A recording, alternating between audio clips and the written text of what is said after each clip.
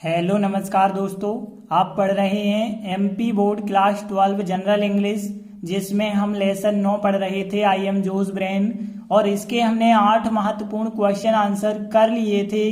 आगे बचे हुए 2 दीर्घ उत्तरीय महत्वपूर्ण क्वेश्चन आज हम करेंगे।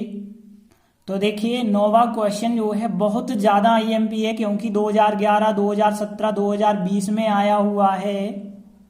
तो देखिए क्वेश्चन हम देखते हैं क्या है। What is a blood brain barrier, मतलब रक्त मस्तिष्क रोधक क्या है।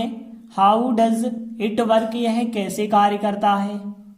तो देखिए हमारे शरीर में एक रक्त मस्तिष्क रोधक बना है, तो हमें बताना है यह कैसे कार्य करता है। तो रक्त मस्तिष्क जो रोधक होता है एक द्वारपाल के समान, जैसा देखा होगा आपने, वॉचमैन होता है, गेट कीपर होता है, तो उस गेट कीपर के समान रखवाली करता है।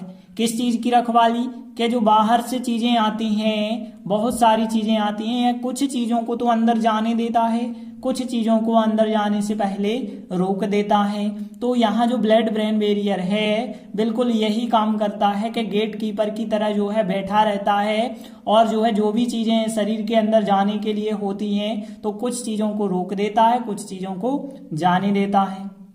तो देखिए बिल्कुल आंसर में यही बताया गया कि रक्त मस्तिष्क रोधक एक द्वारपाल के रूप में कार्य करता है या द्वारपाल के समान कार्य करता है। यह कुछ चीजों को अंदर जाने की अनुमति दे देता है, लेकिन वैसा करने से, मतलब अंदर जाने की बात हो रही है, तो वैसा करने से अन्य चीजों को रोक देता है, मतलब कुछ चीजों को जाने देता है, कुछ चीजों को रोक देता है। तो यहाँ भी देखिए 3 लाइन में है। अब हम इन तीनों लाइनों को ट्रांसलेट के माध्यम से समझेंगे।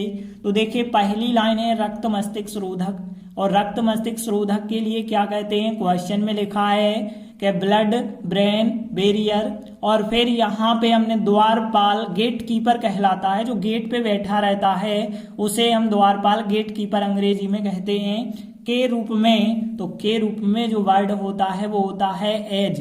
एज मतलब होता है के रूप में। और फिर सेवा करना, यहाँ पे जो क्रिया होती है वो होती है सर्व।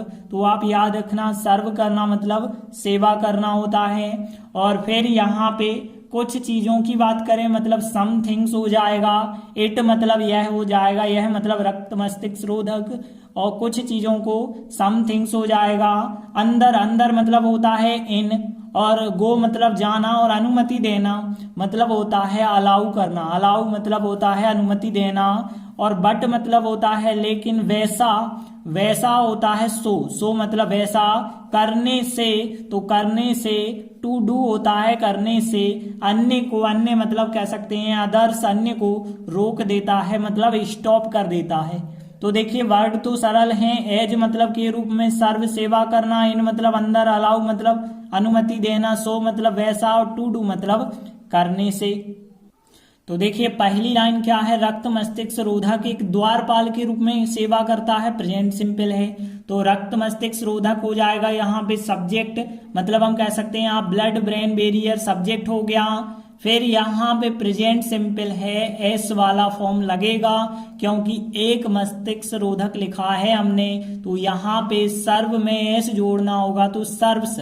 तो आ ब्लड ब्रेन बैरियर सर्व्स सेवा करता है, एज के रूप में, आ गेट कीपर एक गेट कीपर के रूप में, मतलब एक द्वारपाल के रूप में। इट मतलब यह है, इट मतलब यह। फिर प्रेजेंट सिंपल है, फिर एस आपको जोड़ना होगा, तो अलाउस यह अनुमति देता है। तो इट अलाउस मतलब यह अनुमति देता है कुछ चीजों को अंदर जाने की। तो कुछ चीजों को मतलब समथिंग्स हम कह सकते हैं, कुछ चीजों को, और अंदर जाने की मतलब टू गो इन मतलब अंदर जाने की। तो यहाँ पे सम थिंग्स मतलब कुछ चीजों को, और तो के लिए तो कोई वर्ड लिखते नहीं है। और फिर यहाँ पे टू गो मतलब जाने की, और इन मतलब अंदर जाने की, तो टू गो इन हो जाएगा यहाँ पे। तो इट अलाउस यह अनुमति देता है, सम थिंग्स कुछ चीजों को, टू गो इन अंदर जाने की अनुमति देता है। बट लेकिन, बट मतलब होता है लेकिन, स्टॉप्स कर देता है अदर्स को, अन्य चीजों को स्टॉप कर देता है, टू डू सो वैसा करने से।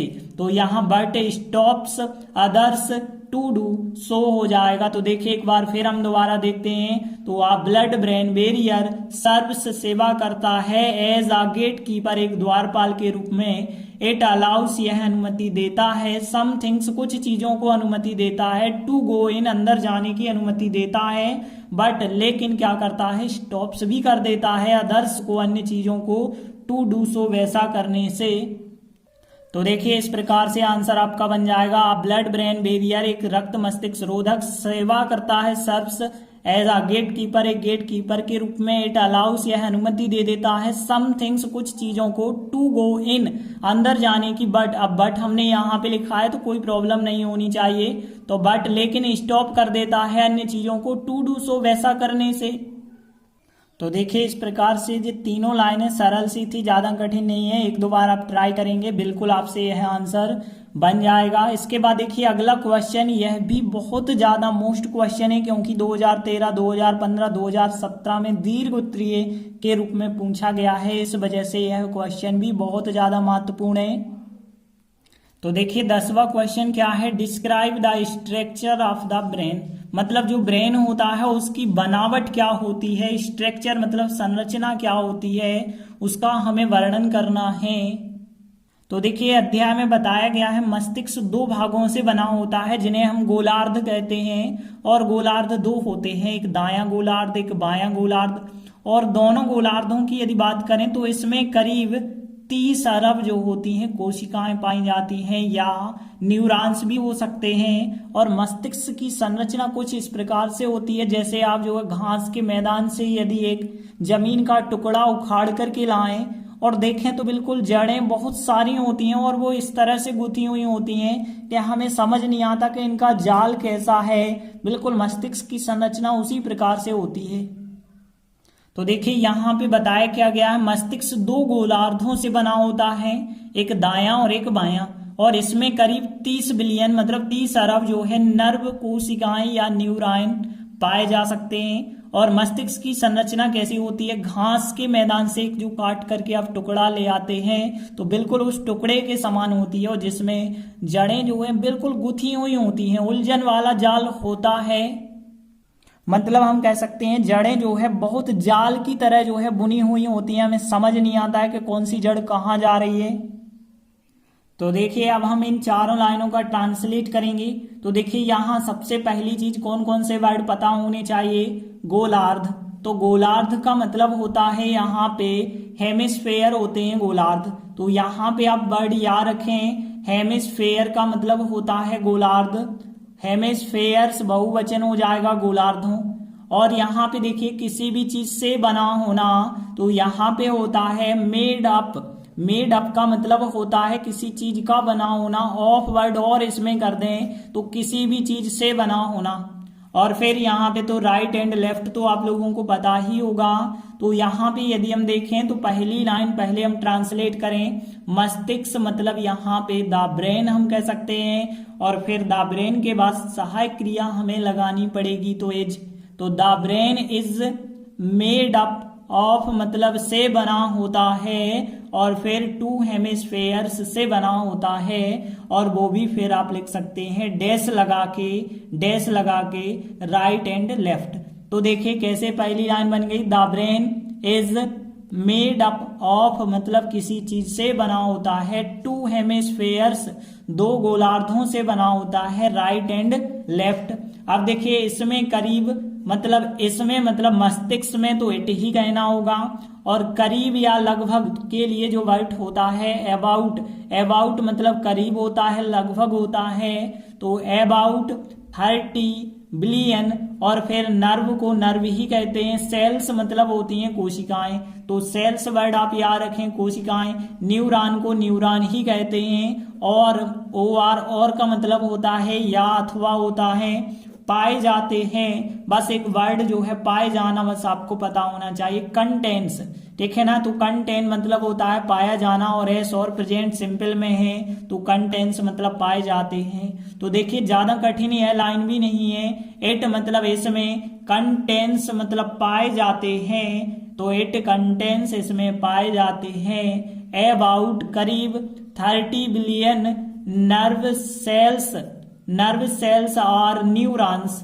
ठीक है ना। तो बिल्कुल पूरा जो है ऑब्जेक्ट हो जाएगा। इट कंटेंस, इसमें पाए जाते हैं अबाउट 30 बिलियन नर्व सेल्स और न्यूरॉन्स। तो देखिए दोनों लाइनें सरल हो गई कि the brain is made up of 2 hemispheres right and left.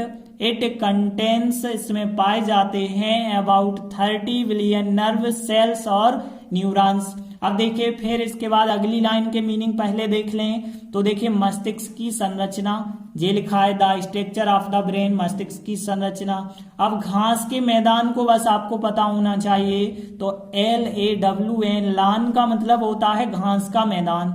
और फिर देखिए यहाँ पे एक टुकड़े की बात करें तो पीस तो वर्ड आप लोगों ने देखा ही होगा।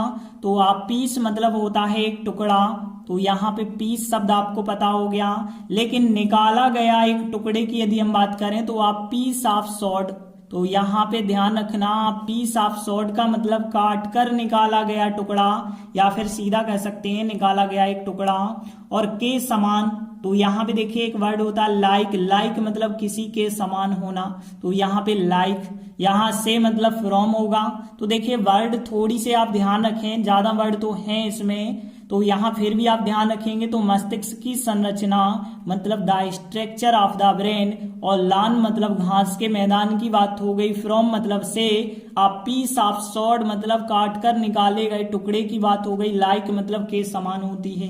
तो देखिए अब यहाँ मस्तिष्क की संरचना, तो मस्तिष्क की संरचना the structure of the brain, और फिर सहायक क्रिया आएगी इज। तो इज मतलब होती है, तो the structure of the brain is like के समान होती है। और किस चीज के समान होती है? पीस ऑफ सॉड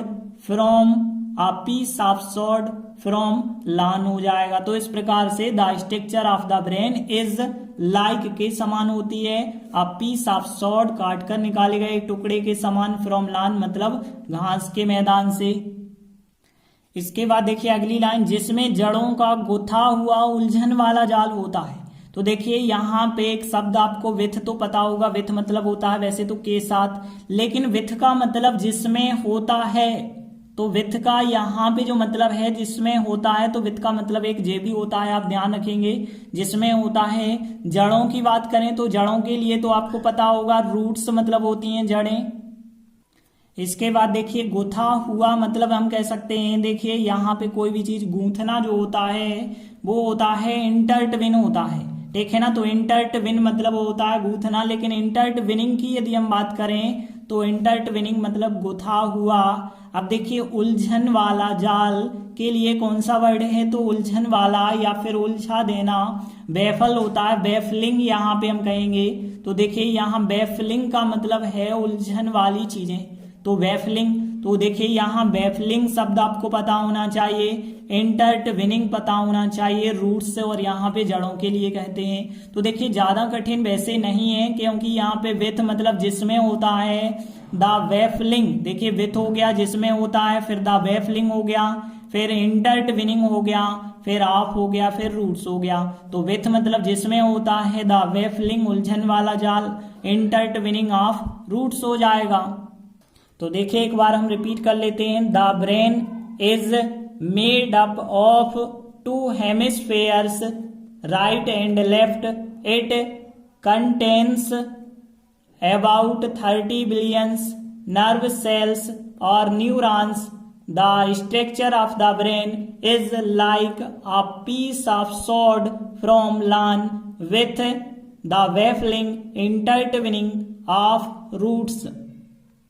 तो देखिए इस प्रकार से आंसर बन जाएगा, the brain is made up of मतलब मस्तिष्क बना होता है 2 हेमिस्फीयर 2 गोलार्धों से, राइट एंड लेफ्ट से, और इट कंटेंस इसमें पाए जाते हैं अबाउट 30 अरब लिखा है, या बिलियन एक ही बात है, हिंदी में अरब हो जाएगा। तो ये 30 बिलियन नर्व सेल्स और न्यूरॉन्स पाए जाते हैं। फिर the structure of the brain मस्तिष्क की संरचना इज लाइक होती है के समान होती है, पीस ऑफ सॉड काट कर निकाले गए टुकड़े के समान होती है, फ्रॉम लान घास के मैदान से, और विथ द बेफलिंग जिसमें उलझन वाला जाल होता है, इंटरट्विनिंग ऑफ रूट्स जड़ों का गुथा हुआ जाल होता है। तो देखिए यहाँ पे जो 4 लाइनें हैं, यदि आप 2-3 बार ट्राई करेंगे तो बिल्कुल आपसे बन जाएगा। और यह क्वेश्चन बहुत ज्यादा महत्वपूर्ण है, क्योंकि ऊपर वाला हमने देखा 2020 में आ चुका है, तो अब आगे यह क्वेश्चन आ सकता है। तो यह क्वेश्चन जरूर अच्छे से कंप्लीट कर लें। आगे के वीडियो में हम आगे का अध्याय शुरू करेंगे। तब तक के लिए धन्यवाद।